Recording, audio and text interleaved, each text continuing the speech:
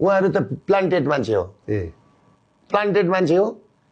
एक दिन नेपाली जनताले अब चिन्दैछन् तीनैजनालाई चिन्दैछन् र उहाँहरूका प्रमाण अझै आउँदैछ म ल्याउँदैछु फिल्ममै ल्याउँदैछु बन्दैछ सिंहदरबार सर्वोच्च अदालतमा आगो लगाएर भित्र बसेर बन्द कोठामा बस्ने मान्छे र उहाँहरूकै योजनामा रवि लामिछानेलाई प्रधानमन्त्री बनाउने ज्यापै झिकेर ल्याएको नि हो प्रधानमन्त्री बनाउन जेलबाट कुरो बुझ्नु भएन तर कुरो बिग्रियो त्यसले गर्दा अनि देखाउँछु म ल्याइहाल्छु नि ठिक टाइम आएपछि हानिहाल्छु नि ठिक टाइम भएपछि मैले हानेपछि त उहाँलाई लुसिफर भनेको नि त सौरभ दाइले त्यहाँ के भनेको छ तपाईँलाई थाहा छ म अहिले तपाईँलाई दिउँला जेनजी आन्दोलन सफल भयो हामी एकदम सफल भयौँ भनेर निश्चल खरेल भन्ने यसको डिजाइनर छ एकजना र उसमा पैसा आउँथ्यो विदेशबाट यो कार्यक्रमको लागि र उसले के भनेको छ थ्याङ्क यू बालेन यो आन्दोलन सफल भएकोमा भित्र बसेर तपाईँले लिड गर्दैकोमा भनेर भनेको छ क्या तपाईसँग त्यो प्रमाण छ अहिले छ म तपाईँलाई दिउँला न एकदम अमेजिङ उदाहरणहरू देख्न पाइएको छ हैन जसरी कोअर्डिनेसन भयो I am so happy that Balen did amazing coordination हैन उसले इन्डाइरेक्टली बसेर भए पनि यो प्रोसेसलाई फेसिलिटेट गरेको छ so happy to have some hope like हिम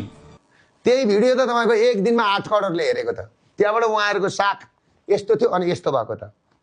अहिले लडाई भनेको यस्तो छ उहाँहरू राष्ट्रघाती किता देश सिद्ध्याउनु पर्छ भन्ने उहाँहरूले एउटा सम्झौता अहिले भारतसँग गर्न खोज्नु हुँदैछ फेरि के गर्न खोज्नु हुँदैछ भने नेपाललाई भुटानी मोडल गरौँ हामी राष्ट्र र रक्षा दिन तयार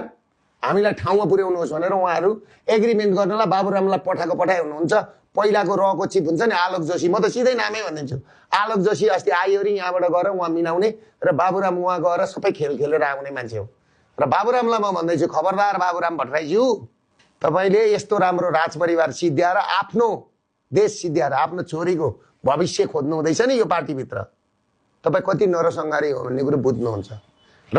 यिनीहरू अहिले यिनीहरूको हातमा देश गयो भने नि भुटानी मोडलमा लानलाई यिनीहरू तयार छन् अब देश जाने त लगभग पक्का पक्की भइसक्यो हैन यहाँ दुर्गा प्रसाई जिउँदो छ हो कस्तो खालको दुर्गा माताको भक्त हो यार पशुपतिनाथको देश हो कस्तो कुरा गर्नुहुन्छ तपाईँ म कि त मलाई मार्नु पर्यो मैले भने नि त कि त मलाई मार्नु पर्यो त्यतिकै म छोड्छु मैले अघि भन्न अब तपाईँ यसो भनिरहँदाखेरि यतिखेर त पुरा देशैभरि हुइम उहाँहरूकै छ एकताकै चर्चा छ बढी सोसियल मिडियामा हुन्छ अनि यथार्थ जाउँ न गाउँमा भोट माग्नलाई